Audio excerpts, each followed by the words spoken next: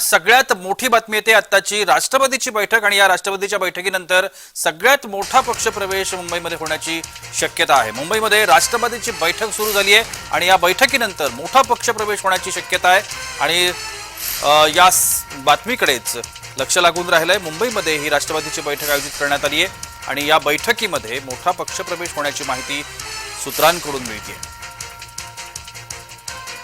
मुंबईमध्ये राष्ट्रवादीची बैठक पार पडणार आहे। बैठकीची तयारी सुरू आहे। आपण दृश्यांमध्ये पाहतोय राष्ट्रवादीची ही बैठक आहे आणि या बैठकीमध्ये मोठी घडामोड होण्याची माहिती मिळते। सूत्रांकडून ही माहिती आली आहे। काय नेमकं घडणार आहे याची उत्सुकता लागून राहिली आहे। मुंबईमध्ये राष्ट्रवादीची ही बैठक आयोजित करण्यात आली।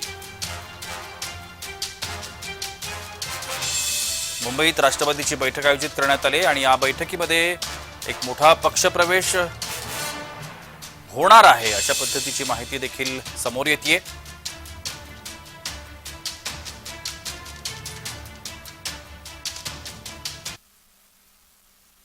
आणि या संदर्भात अधिक माहिती घेऊया। आमचे प्रतिनिधी शुभम मोमाळे आता आपल्या सोबत आहेत। शुभम, राष्ट्रवादीची बैठक पार पडते मात्र याच्यामधला जो मुख्य भाग आहे एक मोठा पक्षप्रवेश होण्याची माहिती आपल्याला मिळालेली आहे। या संदर्भात काय आपल्याकडे असलेली माहिती काय आहे?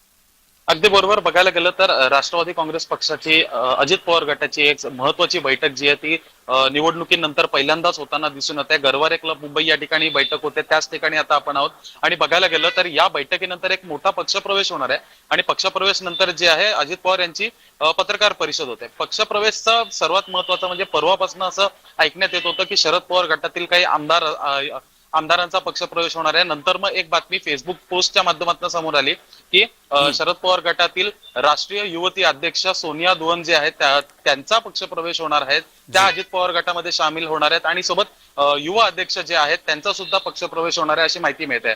बघायला गेलं तर सुनील तटकरे जे प्रदेश अध्यक्ष आहे हे इथे 10:15 वाजताच पोहोचले आहेत आणि पूर्ण बैठकीचं जे नियोजन आहे त्याकडे लक्ष ठेवून आहेत आणि संपूर्ण नेते मंडळांची यायला या ठिकाणी जे आहे सुरुवात होते। काही वेळातच अजित पवार देखील या ठिकाणी येणार, छगन भुजबळ इथे पोहोचलेले आहेत। नेमकं या पक्षप्रवेशमध्ये अजित पवार काय बोलतात हे महत्वाचं असेलच, पण पक्षप्रवेश होत कोणाचा आहे हे सुद्धा तेवढंच महत्वाचं आहे। येणारी विधानसभेची जी निवडणूक आहे शुभम, त्या निवडणुकीला डोळ्यासमोर ठेवून अनेक पक्ष अनेक पद्धतीनं आता आखणी करायला सुरुवात करतायत, त्याचाच एक भाग म्हणून हा बदल होतोय असं म्हणता येईल का? अर्थातच समजा या निवडणुकींच्या दरम्यान आपण बघितलं असेल की अजित पवार जे आहे ते पुणे आणि बारामतीमध्येच राहायला त्यांनी पसंती ठेवली होती।